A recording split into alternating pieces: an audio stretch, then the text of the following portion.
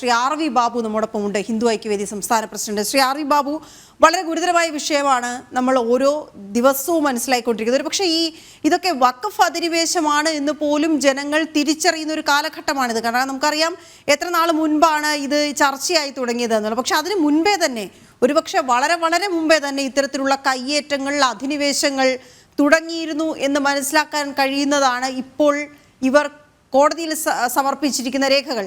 ആ രേഖകൾ കൈവശമുണ്ടാവുകയും തെളിവുകൾ കൈവശമുണ്ടാവുകയും ചെയ്യുമ്പോൾ പോലും കൂടെ നിൽക്കേണ്ട ദേവസ്വം ബോർഡ് അടക്കമുള്ളവർ, അതായത് ദേവന്റെ ഭൂമിയാണ്, അത് കൈകാര്യം ചെയ്യേണ്ടത് അവരാണ്, കാത്തു സൂക്ഷിക്കേണ്ടത് അവരാണ്, അവർക്ക് പോലും ഇക്കാര്യത്തിൽ ഒരു നിലപാടെടുക്കാൻ കഴിയാതെ അല്ലെങ്കിൽ നിലപാടെടുക്കാതെ അവർ മാറി നിൽക്കുന്ന സാഹചര്യം കൂടി. ഇത് എത്രത്തോളം ഇങ്ങനെ രൂക്ഷമായി ഓരോ ഇടങ്ങളിലും റിപ്പോർട്ട് ചെയ്യപ്പെട്ട് മുന്നോട്ട് പോകുമെന്നത് ആശങ്കയാണ് ശ്രീ ബാബു.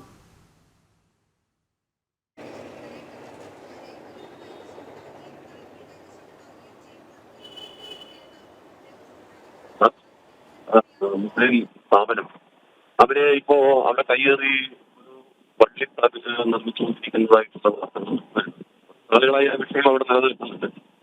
അതിനെ സംബന്ധിച്ച് നിയമപരമായ നടപടികൾ അവിടുത്തെ ഹൈന്ദവ സംഘടനകൾ നേതൃത്വം കൊടുത്തുകൊണ്ട് നടത്തി വരുന്നുണ്ട്. പക്ഷേ ഒന്ന്, വഖഫ് ബോർഡ് നമ്മുടെ രാജ്യത്ത് വഖഫ് ബോർഡിന് അനുകൂലമായി നിർമ്മിച്ചു കൊടുത്ത അധിനിവേശ നിയമം, കരിനിയമം, ആ കരിനിയമത്തിന്റെ ബലത്തിൽ ഇതേപോലെ ഭൂമി ഒരു ഭാഗത്ത് കയ്യേറിക്കൊണ്ടിരിക്കുന്നു എന്നുള്ളത്, അത് ക്ഷേത്രത്തിന്റെ ഭൂമിയാകാം, പള്ളിയുടെ ഭൂമിയാകാം, എന്തിന് മുസ്ലിം പാവപ്പെട്ട മുസ്ലിം സഹോദരങ്ങളുടെ ഭൂമി വരെ ഈ നിലയ്ക്ക് കയ്യേറിക്കൊണ്ടിരിക്കുന്നു.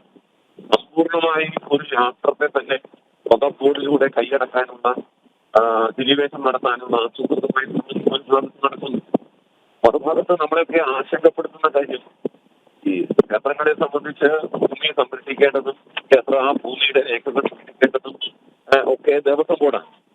ദേവസ്വം ബോർഡ് ഈ കാര്യത്തിൽ ഒരു തരത്തിലുള്ള ഗൗരവവും കാണിക്കുന്നില്ല, ആ നിലയ്ക്കുള്ള ഒരു നടപടിയും സ്വീകരിക്കുന്നില്ല. അവരുടെ ഭൂമി സംരക്ഷിക്കുന്നതിൽ, സ്വത്തുക്കൾ സംരക്ഷിക്കുന്നത് തികഞ്ഞ അനാസ്ഥ കാണിക്കുന്നു, അശ്രദ്ധ കാണിക്കുന്നു എന്ന് മാത്രമല്ല, കുറ്റകരമായ രീതിയിലുള്ള മൗനം ദേവസ്വം ബോർഡിന്റെ ഭാഗത്തുനിന്നുണ്ടാവുന്നു. ഇവിടെ വളരെ ഗൗരവമായ, ചരിത്രപരമായ, ഐതിഹ്യമായ ഒരു പ്രധാനപ്പെട്ട സ്ഥലം ഒരു മുസ്ലിം സംഘടന കൈയേറുമ്പോൾ കയ്യും കെട്ടി നോക്കിയിരിക്കുന്ന അവസ്ഥയാണ് ഗുരുവായൂർ ദേവസ്വം ബോർഡിനുള്ളത്. യാതൊരു തരത്തിലുള്ള നിയമ നടപടി സ്വീകരിക്കുക, ഭൂമി തിരികെ മേടിക്കാനുള്ള യാതൊരു തരത്തിലുള്ള ശ്രമങ്ങൾ ഉണ്ടായിട്ടില്ല. ഇത് മുല്ലശ്ശേരി മനയുടെയും അതേപോലെ നമ്മുടെ സാമൂതിരി രാജാവിന്റെയും സാമൂതിരി മാനവക്രമന്റെയും പേരിലുള്ള ഭൂമിയാണ്. സെറ്റിൽമെന്റ് രജിസ്റ്ററിൽ ആ ഭൂമി അങ്ങനെ കിടക്കുന്നത്. അപ്പൊ അങ്ങനെയുള്ള ഭൂമിയാണ് ഇതേപോലെ കയ്യേറിക്കൊണ്ട് വളരെ ഗൗരവമായിട്ട് ദേവസ്വത്തിന്റെ ഇടപെടലുകൾ ഉണ്ടാവുന്നതിന് പകരം ഒരു തരത്തിലുള്ള ശ്രദ്ധയും ദേവസ്വത്തിനില്ല. ദേവസ്വം ഭൂമി ഇങ്ങനെ അന്യാധീനപ്പെടുത്തിക്കൊണ്ടിരിക്കുന്ന അങ്ങേറ്റം കുറ്റകരമായ, നിരുത്തരവാദപരമായ സമീപനമാണ് ദേവസ്വം ബോർഡിന്റേത്. ശക്തമായ പ്രതിഷേധം ഹൈന്ദവ സമൂഹത്തിന്റെ ഭാഗത്തുനിന്ന് ഈ വിഷയത്തിൽ ഉയർന്നു വരേണ്ടത്.